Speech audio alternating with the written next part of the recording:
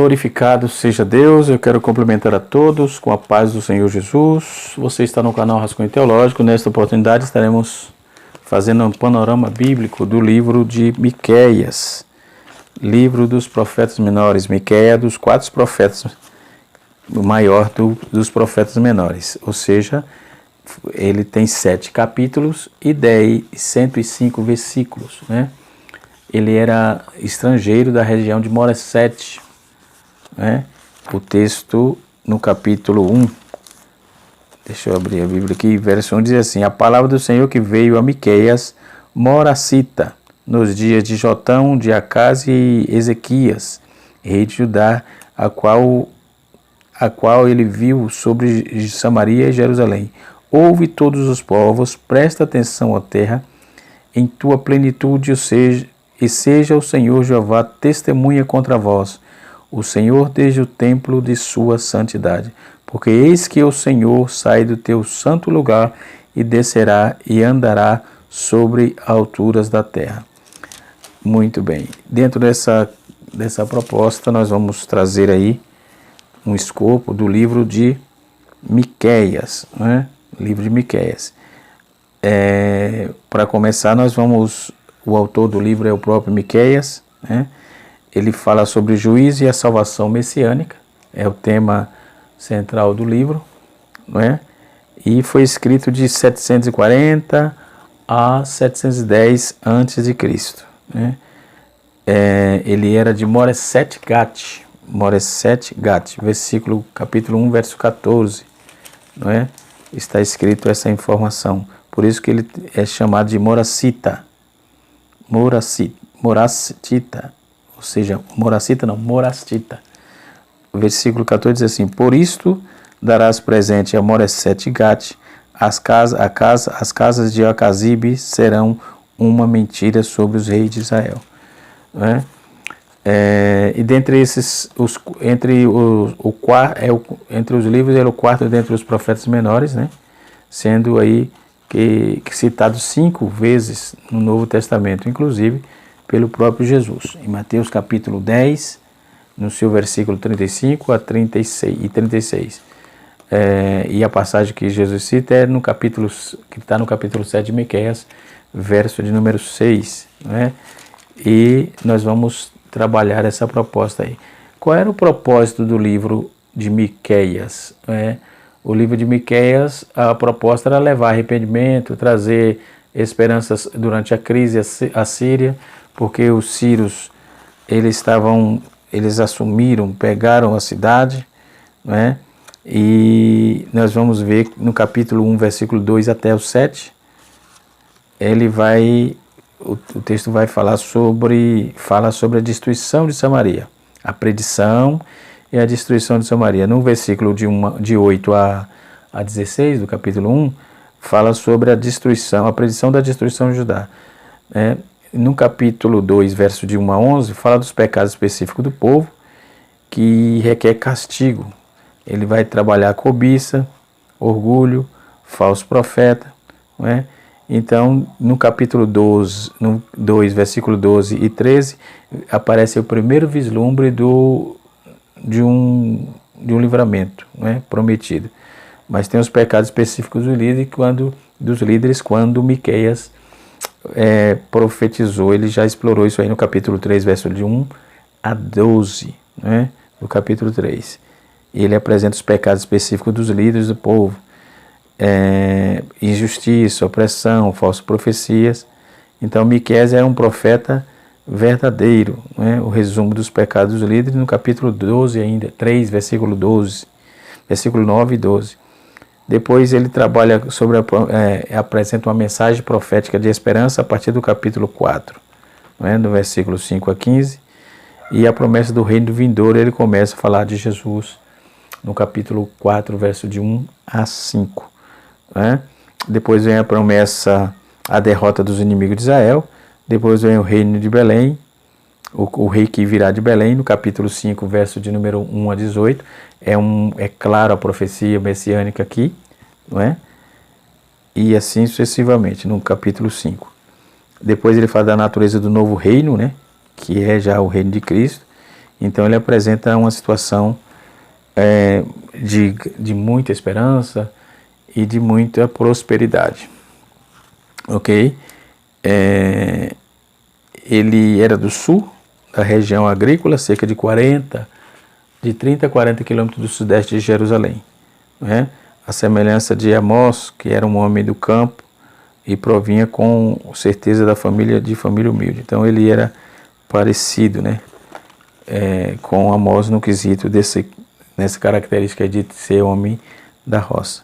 O ministério foi bem excedido durante os reinados de 3 reis, né? Não sabemos exatamente a época especificamente, mas no ano 751 a 736 reinou Jotão. Acás reinou de 736 a 716 a.C. e Ezequias reinou de 715 a 687. Então, algumas de suas profecias, ela vai ser apresentada, foram proferidas nos tempos de Ezequias, conforme está escrito no capítulo 36, capítulo 26, ou melhor, de Jeremias, e o versículo de número 18. Né? Porém, a maioria dessas profecias, ele reflete a condição de Judá durante o reinado de Jotão, né? E assim sucessivamente. Então, dentre essa questão, né, antes das reformas promovidas por Ezequias, não há dúvida de que o seu ministério, juntamente com o ministério de Isaías, ajudou a promover o avivamento e as reformas dirigidas pelo justo rei Ezequias, ok? Miqueias escreveu a fim de advertir uma nação a respeito da certeza do juízo divino, né? Quando ele apontou no capítulo 1, versículo 1, ele predisse com exatidão a queda de Israel, profetizou que a destruição semelhante que seria sofrida por Judá. Então os avisos já tinham, né? Judá não pereceu, não foi por falta de aviso, Deus havia avisado, né? Então, a mensagem de Miqueias consiste em três partes, principalmente. Primeiro, ele recrimina Israel, que é Samaria, e Judá, que é Jerusalém, e pelos seus pecados específicos, que incluía aí a idolatria, o orgulho, a opressão aos pobres, né?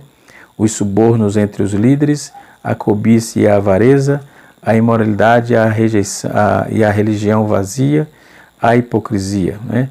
Segundo, ele adverte sobre o castigo divino que está para vir em decorrência dos tais pecados, né? E terceiro, ele promete uma verdadeira paz, retidão, justiça, e prevalecerão num período quando o Messias estiver reinando, né? Igual a atenção dedicada aos 3 temas, né? Nós vamos ver que isso aí registra também no capítulo 1 até o capítulo 3, registra a denúncia que o Senhor fez aos pecados de Judá e de Israel e Judá, enfim, a ordem do fator aqui não vai alterar o produto, né? E de seus respectivos líderes, né? A iminente ruína dentre as nações e as suas respectivas capitais.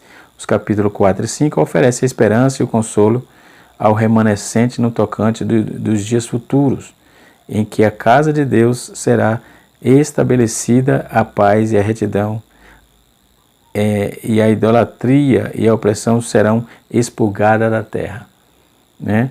No capítulo 6 até o capítulo 7, descreve aqui a queixa de Deus contra o povo como se uma cena do tribunal. Deus ou seja, apresenta sua causa contra o Israel e etc e tal. Então nós vamos ver 5 aspectos básicos sobre esse livro. Ele defende a semelhança de Tiago e a acusação dos camponeses, né? Humilde. Depois a segunda parte da linguagem que ele apresenta, Miqueias, é austera e direta, ele não corta a volta, né? Ele é bem enfático, então ele não corta a volta, ele vai direto ao ponto, direto ao assunto, né? Nós vamos ver a terceira característica Isso, muito bem. A terceira característica que é apresentada aqui o profeta é como Isaías. Uma característica, tal como o profeta Isaías, Miqueias expressa a nítida consciência de seu chamado de unção profética, não é? A quarta característica é o livro traz uma das mais grandiosas expressões sobre a misericórdia de Deus e a graça, né? No capítulo 7, verso 18 até o verso 20, né? E a quinta característica é o livro contém 3 importantes profecias citadas em outras partes da Bíblia. Uma que salvou a vida de Jeremias, outra que diz respeito ao local onde o Messias haveria de nascer, e ainda outra que era ainda usada pelo próprio,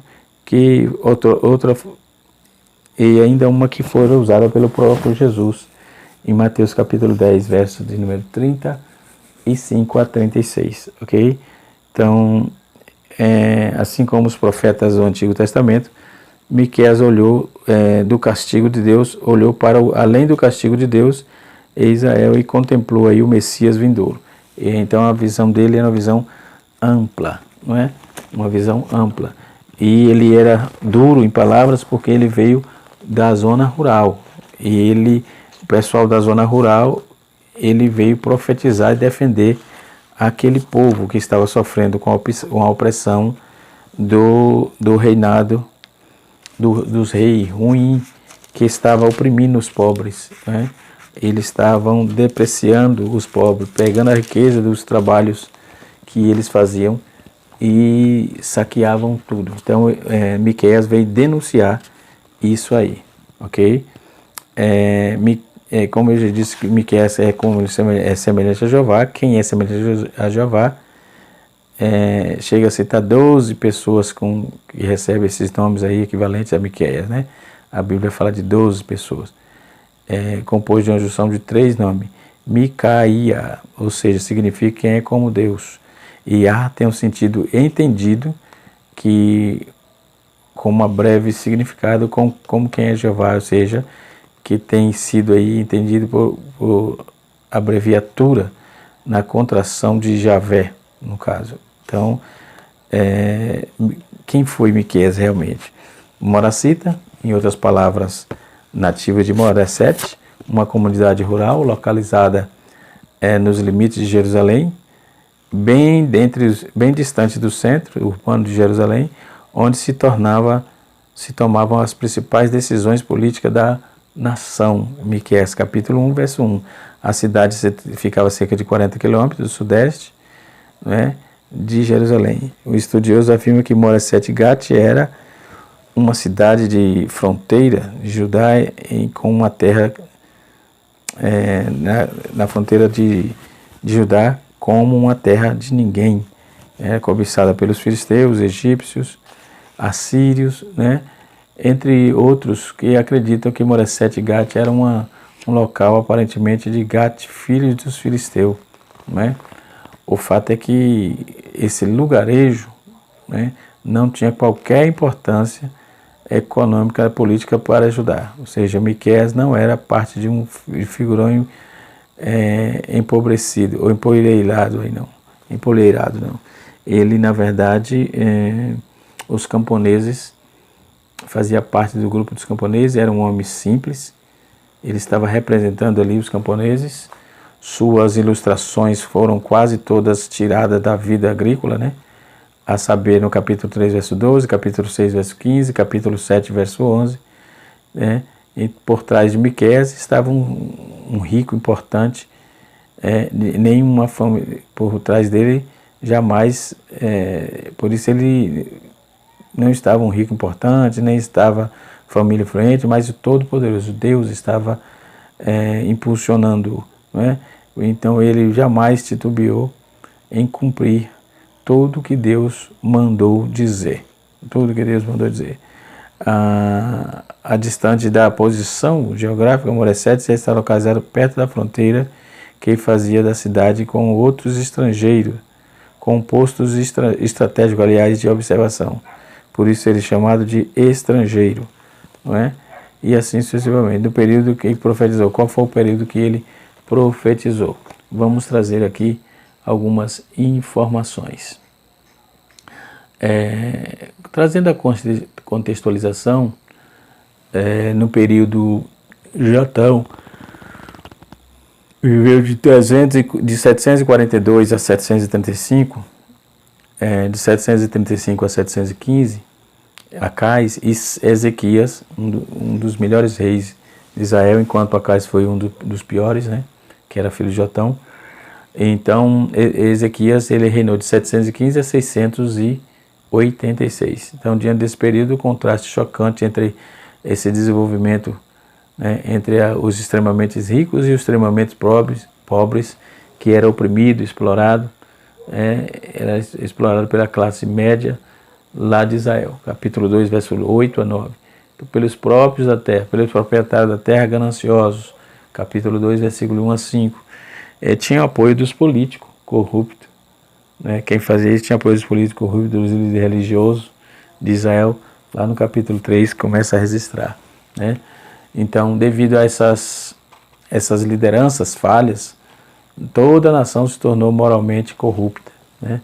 Deus usou a Síria como uma vara de julgamento contra o seu próprio pecado, contra o seu povo, o povo pecador que era Israel. Capítulo 10 de Isaías, verso número 5 até o verso número 11, né? Então, como Miqueias havia previsto, os sírios destruíram Samaria, né? Já Judá sentiu-se toda a força de castigo divino, quando o rei assírio Senaqueribe, que veio de 705 a 681 a.C., mandou através das montanhas do oeste de Judá até o portão de Jerusalém. Então, como Miqueias também havia previsto, quando a cidade estava sitiada, Ezequias finalmente se arrependeu e o Senhor fez o exército da Síria retroceder. Então, veja bem, no capítulo 26, versículo de número 18 a 19 de Jeremias, né, vai nos contar essa vitória. Bendito seja Deus. O propósito e a característica do livro. Em Miqueias temos 12 profecias organizadas em 3 ciclos. O primeiro ciclo, Miqueias, esses 3 ciclos nós vamos trazer agora. Em cada ciclo começa com uma profecia de julgamento e termina com uma profecia ou profecias de salvação. Ok? Então, durante esse julgamento, assim como o futuro, né, um remanescente perdoado resistiria por causa da misericórdia de Deus, pois Deus havia aí prometido um juramento ser fiel aos patriarcas, conforme está no capítulo 7, verso 18 a verso 20. Nos oráculos de salvação, Miqueias previu que a salvação de Jerusalém durante a invasão de Senaqueribe. Então, dependeria somente aí da misericórdia de Deus, em relação aos remanescentes. Cada um dos ciclos começa com a mesma palavra, com a mesma liturgia, né? Cada um dos ciclos começa com uma mesma palavra hebraica traduzida como ouve, não é?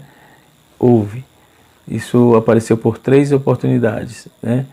No capítulo 1, versículo 2, no capítulo 3, versículo número 1 e capítulo 6, versículo número 1. No segundo ciclo, há 3 oráculos do julgamento no capítulo 3, 7 oráculos de salvação.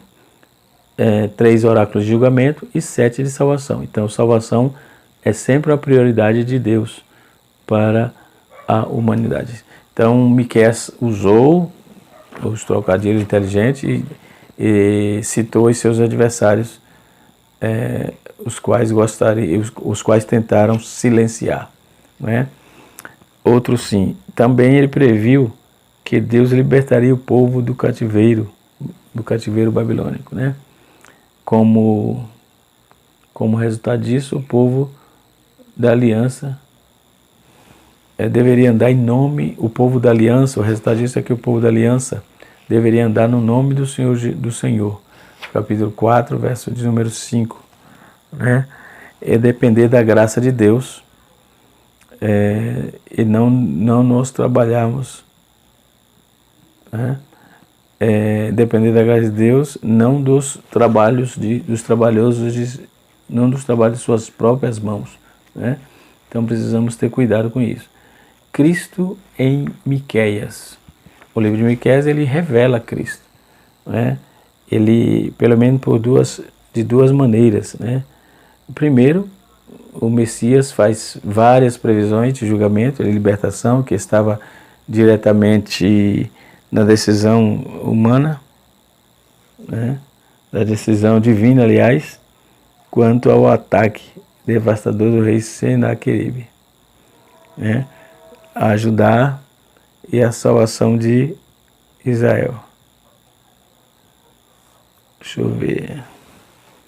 E então a ilustração está diretamente da decisão divina, com tanto atos principais de julgamentos divinos, a salvação, a essas previsões de realizações são sombras, tipos, enfim, que anteciparam aí o julgamento e a salvação final dos que veem em Cristo. Em segundo lugar, as previsões do julgamento e das bênçãos que aconteceria a restauração do povo de Deus após o cativeiro babilônico falam mais diretamente de Cristo. Então, de acordo com o Novo Testamento, Jesus inaugurou esses acontecimentos do ministério terreno de Jesus, dá continuidade a eles durante o meio do povo, o meio da igreja, aliás, dá oportunidade a eles por meio da igreja e complete aí quando ao retornar.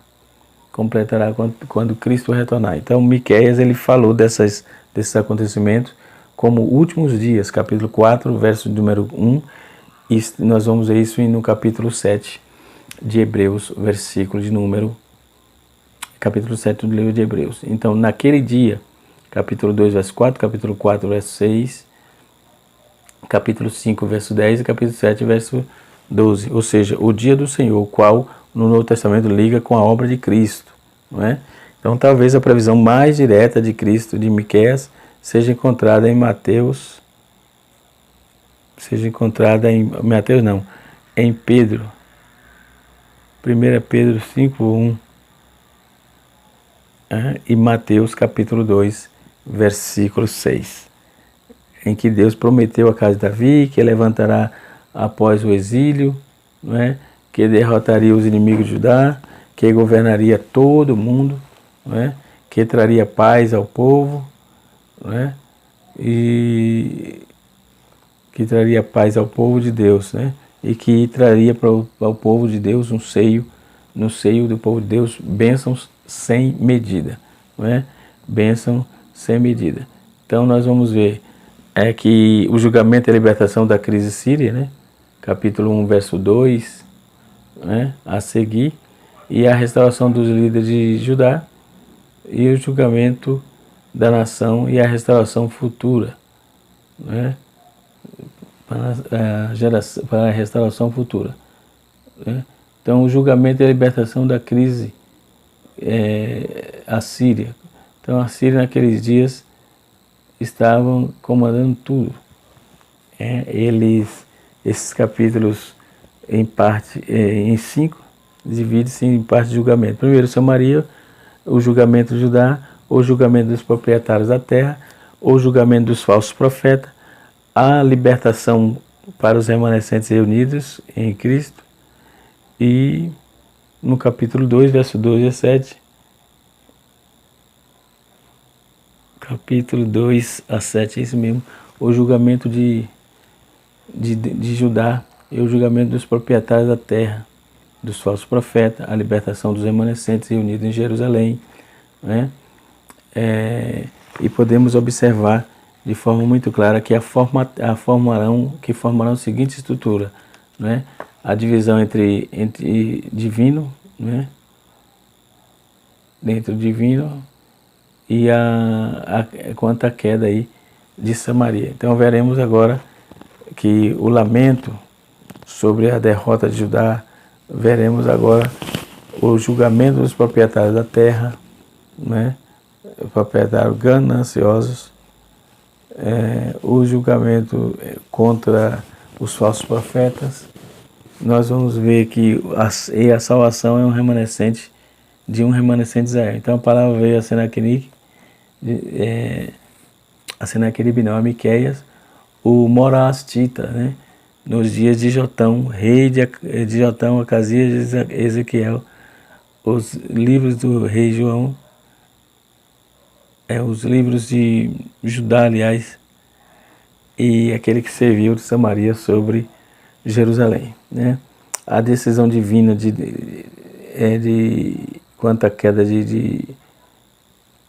de Samaria, né? Então, embora Miqueias tenha misericórdia de Judá, seu primeiro oráculo diz respeito ao julgamento assírio na Samaria, capital de Israel, naqueles dias, né? Então, esse oráculo tem 4 partes, né? Os oráculos têm 4 partes. Primeiro, a convocação da nação para o julgamento. Segundo, a visão da chegada de Deus na batalha, e a acusação contra as principais capitais de Israel, certo? E a quarta e última aí, a sentença para destruir Samaria, né? E assim sucessivamente. Então, a convocação das nações para o julgamento, a divisão,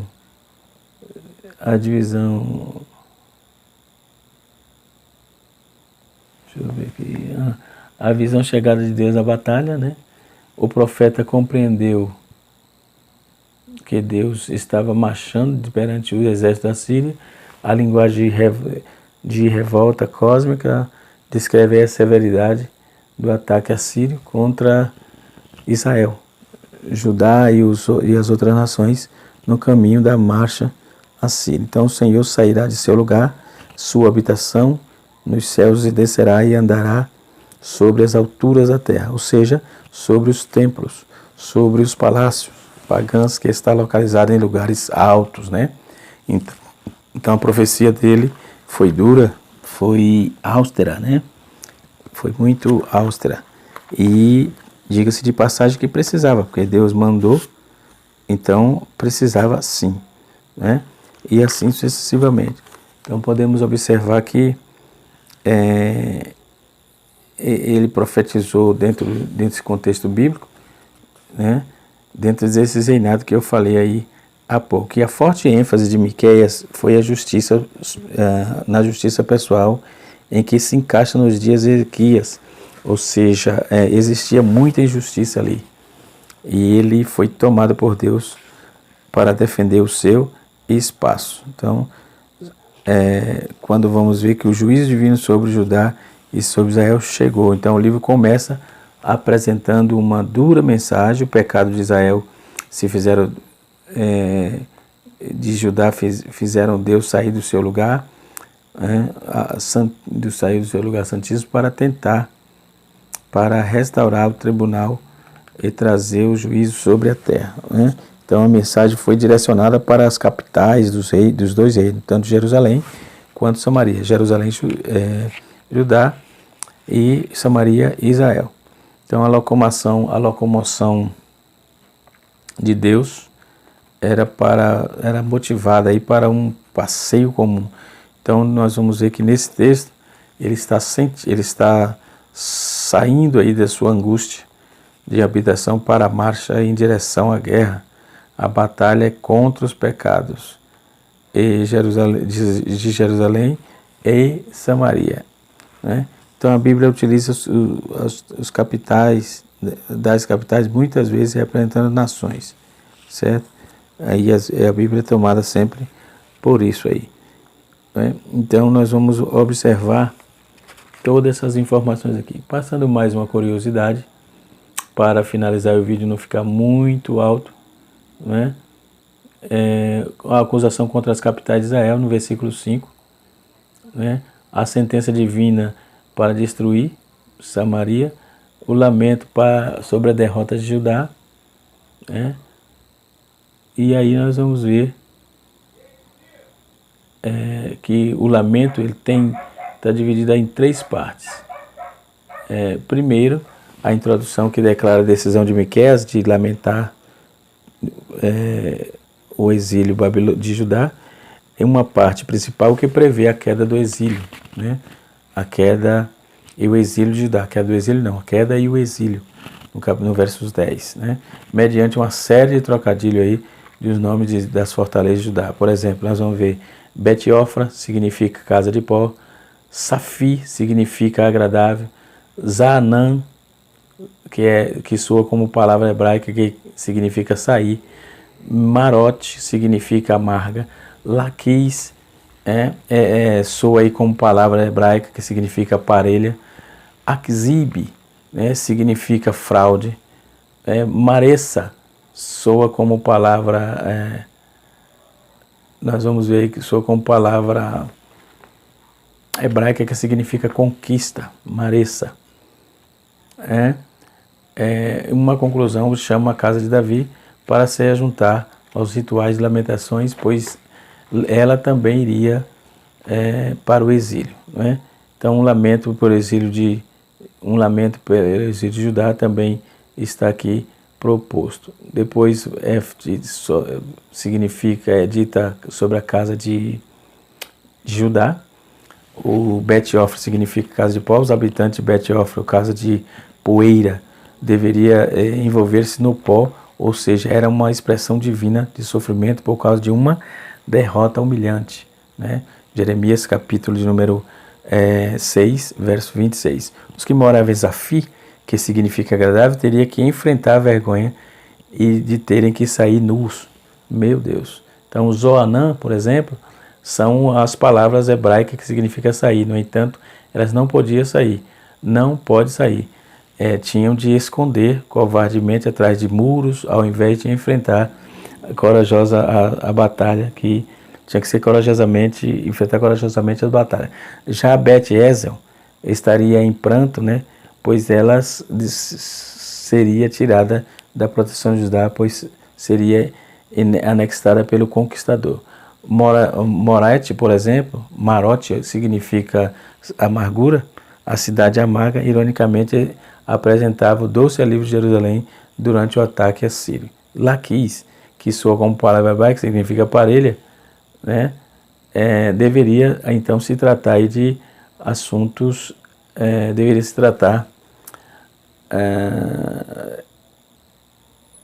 deveria atrelar os carros e aparelhar os cavalos, ou corcéis, no caso, palavra hebraica que significa literalmente cavalo ligeiro, ou seja, que produz a tradução irônica, né?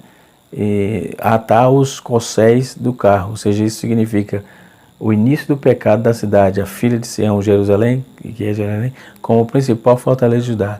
Então, Laquis introduziu o pecado na crença, da crença na força humana, né? E assim sucessivamente. São particularidades que é pautada. Akzib, como seria, por então, os presentes da despedida de Moreset Gat, né? Moreset Gat, como está em Reis, 2 Reis 16, 18. É uma metáfora do odiado tributo, né, pago a Jerusalém, ou seja, Jerusalém daria Moreset para a Síria como tributo. Então eram as humilhações que eles passavam ali, e o Miqueias falou duramente contra isso, né? O direito dos pobres, o profeta Miqueias viveu ali naquela vida do interior, né?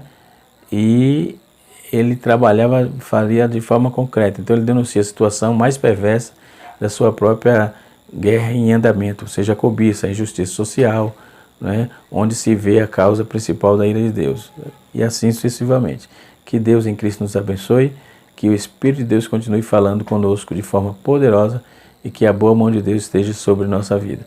Um abraço a todos, canal Rascunho Teológico, ensinando para transformar vidas. Na próxima aula estaremos falando sobre, deixa-me ver aqui, próxima aula é sobre o profeta Naum, se não me foge da memória. Isso mesmo, profeta Naum. Deus abençoe a todos e até a próxima aula, se Deus assim nos permitir.